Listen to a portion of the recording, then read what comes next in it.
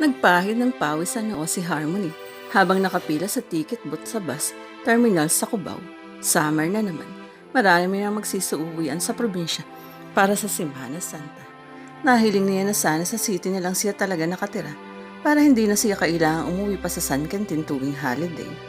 Nang mamataan niya si Charis, patakbo itong lumapit sa kanya. Akala ko hindi ka makakasama.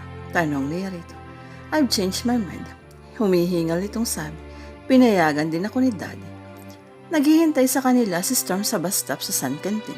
Dala nito ang bagong kotse upang sunduin sila. Nagyakapan ng magkasintahan na magkadaupang palad. They also shared a quick kiss on the lips. Pagkatapos ay kaswal na mumiti si Storm kay Harmony naging tantehan nila ng isang simpleng haya. Sa backseat siya naupo habang binabagtas ng sasakyan ang daan patungo sa barangay nila. What's wrong? Narinig niyang tanong ni Storm kay Charis, kanina ka pa walang kibo. Wala, Storm. Pagod lang ako sa biyahe. Ibinaling ni Harmony ang tingin sa labas ng bintana ng kotse. Kulay asul ang kalangitan. Naalala niyang kasabihang, there's a calm before a storm. Weird, but she sensed something bad was coming. Tama nga ang hinuha ni Harmony. Makaraan ng 3 araw ng pamamalagi ni Charis sa kanilang bahay ay dumating doon ang ama nito. Galit ang mukha nito nang umibis ng kotse. Lumabas siya sa sari-sari store upang salubungin ito. Good afternoon, nasaan ang magaling kong anak? Putol nito sa bati niya. Hindi agad siya nakasagot. Alam kong narito siya ngayon, Harmony. Sabihin mo, ano ba talaga ang mabigat na dahilan ng pagparito niya dito sa inyo upang suwayin ang utos kong sumama siya sa akin sa Cebu? Parang militar na nag-i-interrogate si Mr. Magsaysay. Tito, naputo lang sasabihin niya nang matanaw niya si Storm at Charis na magkahawa kamay na naglalakad di kalayuan sa kanilang bahay. Sinunda ng matanda ang direksyon ng paningin niya. Sinasabi ko na nga ba, bulalas ng matanda. Mabibilis ang mga hakbang na naglakad ito patungo sa magkasintahan. Tarantang sumunod si Harmony rito. Nahinto sa paglalakad sina Storm at Charis pagkakita sa kanila. Naghiwalay ang mga kamay ng mga ito. Bakas ang matinding takot sa mukha ng babae. Sa paglapit ni Mr. Magsaysay sa dalawa, agad nitong sinunggaban ang buhok ng anak. Napatili si Charis. Malandi kang babae ka. Sigaw ng ginawa. Ito bang lalaking ito ang dahilan kung bakit malakas na ang loob mo? Ngayong suwayin ako. Let go of her. Awat ni Storm at pilit pinabibitaw sa kamay ni Mr. Magsaysay na mahigpit nitong sabunot sa anak. Dito tama na po. Awat din ni Harmony. Ngunit hindi nakikinig si Mr. Magsaysay. Binigyan pa nito ng mag-asawang sampal si Charis. Doon na humulagpos ang pagtitimpi ni Storm. Itinulak nito ang ama ng kasintahan na ikinatumba nito sa lupa. Hinila nito sa kamay si Charis at patakbo silang lumayo roon. Hindi naman agad nakabangon ang matanda. Akmang tutulungan ito ni Harmony sa pagbangon nang mapansin niyang binubuksan na ni Storm ang gate ng mga laurel. Walang salitang iniwanan niya ang ama ni Charis at tumakbo ng mabilis patungo sa kapitbahay. Tama siya sa kanyang hinuha. Papalabas na sa gate ng kotse si Storm at lula niyon ang magkasintahan. Hindi siya nag-isip. Lakas loob siyang humarang sa daraanan ng kotse. Nagpreno naman ito. Natanong niya si Mr. Magsaysay na papalapit sa kanila. Natilito siya sa kung ano ang dapat gawin. Mabilis niyang tinuango ang pintuan ng passenger seat at kinatok si Charis. Naaninag niyang umiiyak ito. Takot na takot. Sinubukan niyang buksan ang pinto sa likod. Bukas iyon. Ilang hakbang na lang at maaabot na siya ni Mr. Magsaysay na magpasya siyang pumasok na lang sa kotse. Agad pinasiban ni Storm ang sasakyan. Magtatanan ba kayo? Tanong niya. Wala kang pakialam. Matigas na sagot ni Storm. Charis is my friend at sa bahay ko siya nag-i-stay. Responsibilidad ko siya sa ayaw at sa gusto ng Storm. Humahagulhol si Charis. Shit mariing mura ni Storm nang mapansing sumusunod sa kanila ang kotse ni Mr. Magsaysay. Pinabilis ni Storm ang takbo ng sasakyan. Storm, you're going too fast. Itigil mo na ang kotse. Umiiyak na pakiusap ng kaibigan niya. Hindi, Charis. Hindi ka na babalik pa sa kanya. Pasya ng binata. Nagsumamo si Charis. Please, Storm. Pilit kumalma si Harmony. Hindi makakabuti itong ginagawa ninyong pagtakas si Storm. Lalo mo lang pinapasama ang sitwasyon. At may ide kaya ka ba kung paano mapapabuti ang lahat, ha, Harmony? Sarcastic kong baling ng lalaki sa kanya. Ang hirap sa'yo. Hindi ka nag-iisip. Padalos-dalos ka kasi. Sagot niya rito. Piling mo matanda ka na at kaya mo nang gawin lahat ng gusto mo. Well, you're wrong. Napahampas sa manibela ang mga kamay ng lalaki. Nagtatagis ang mga bagang. Tila ayaw pa rin itong makinig sa opinyon ng iba. Ibalik mo ang kotse, Storm. Mag-usap kayo ng daddy ni Charis sa bahay niyo with your parents, sabi niya. Lahat ay pwedeng daanin sa mabuting usapan. Makinig ka kay Harmony, Storm, sabat ng nobya nito. Akmang sasagot ang lalaki nang bigla silang nakarinig ng malakas na banggaan sa likuran nila. 3 araw ring na-confine sa ospital ang ama ni Charis. Sinagot lahat ng parents ni Storm ang hospital bills pati na ang pagpapaayos ng kotse nito at ang nakabangga nitong jeep na mabuti na lang at walang nasaktang pasahero.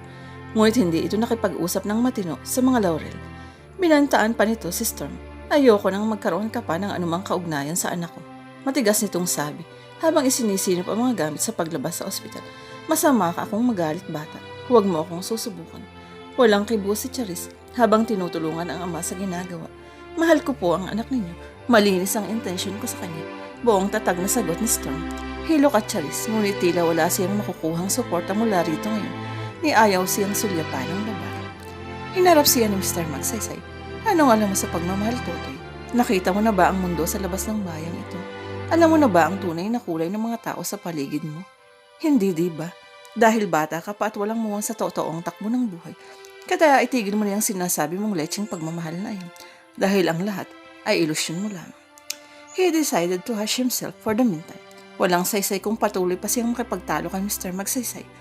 Ayaw na niya itong patulan pa. Kuyumang mga palad na lumabas siya ng kwarto nito. Wala nang nagawa pa si Storm nang isama si Charles ng ama nito pagbalik sa Maynila. Ni hindi man lang sila formal na nakapagpaalam sa isa't isa. At iyon na ang huling pagkikita nila ng kasintahan. Sinara nito lahat ng uri ng komunikasyon sa pagitan nila. Mabilis na lumipas ang panahon. Bago pa nila malayan, sem break na uli. Wala na rin kaming communication ni Charis, sabi sa kanya ni Harmony nang makibalita siya rito. Wala na rin sila ng father niya sa bahay nila sa Manila. Ang sabi ng kapitbahay nila roon, mula raw nang umuwi sa Cebu ang mag-ama noong summer, ay hindi na sila bumalik pa. Hindi ko rin alam ang address nila sa Cebu. Sorry, Storm. Napailing na lamang siya. Ano na kayang nangyari kay Charis? At bakit nito isinara ang communication nila? Tinatapos na ba nito ang lahat sa kanila? Ganun na lamang ba siya kadaling limutin? Pilit naman siyang binigyan ng pag-asa ni Harmony. Pero malay mo, one day bigla na lang tumawag sa si Charis, diba? At saka sabi nila, kung talagang kayo kayo, magkikita rin kayo balang araw, Storm. Parang serendipity ba? Serendipity? Yes, fate.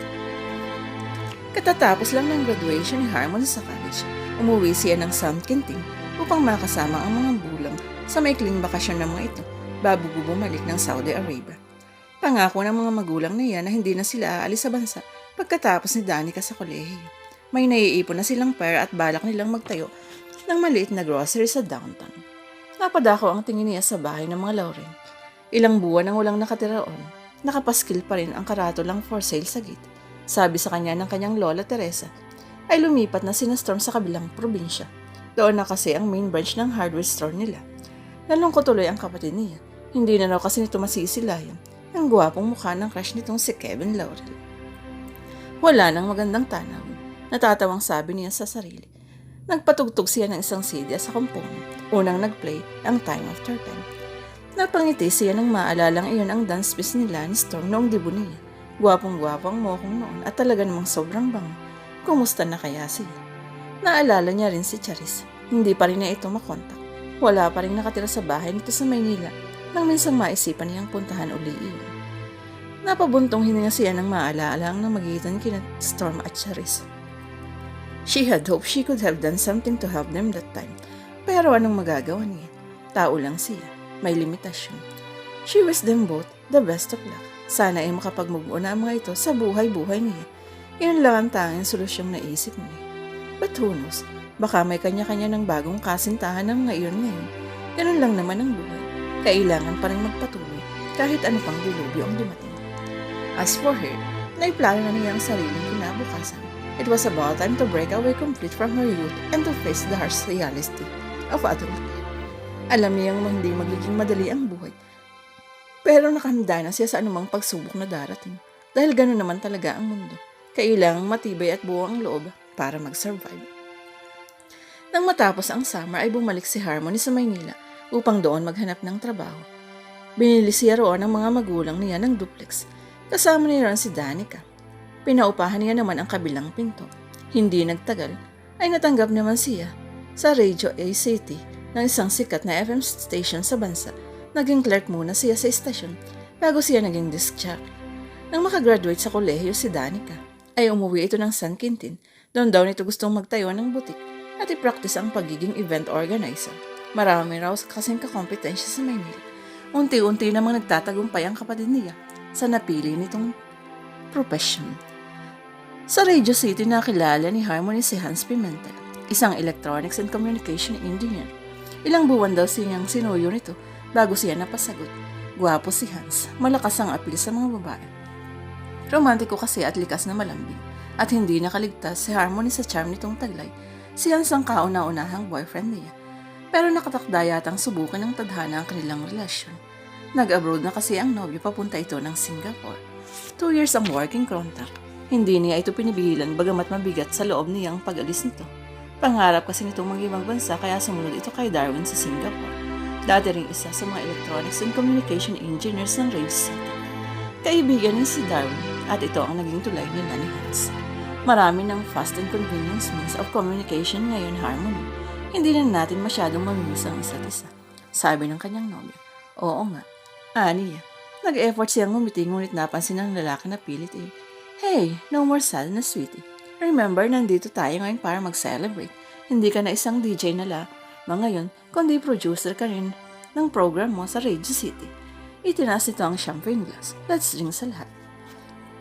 Ngumiti siya ng tunay at nakipagtaw sa kasintahan. I'm just so proud na girlfriend ko si DJ Sydney, ang isa sa pinakasikat na DJ sa Pilipinas and the most beautiful, if I may add. Pagmamalaki pa nito, enough Hans, tumatawang awat niya. Mula nang sumamahim papawid ang programa niyang version sa radyo, ay dumami na ang sponsor ng Radio City. Siya ang may idea ng radio program na iyon na on-air weekday sa pagitan ng 1 to 5:30 p.m. Ang versions, kapag pinapatugtog nila ang mga old songs, isinusunod nila ang mga revivals ng mga kantang iyon.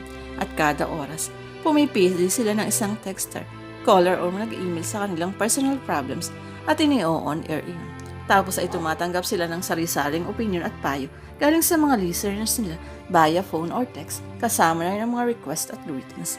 Sa kaniya ipi-play ang mga song request ng problematic listener. Magbibigay ng kanyang opinion, advice, at sunod na ipi-play ang napili nilang kantang dedicated para rito.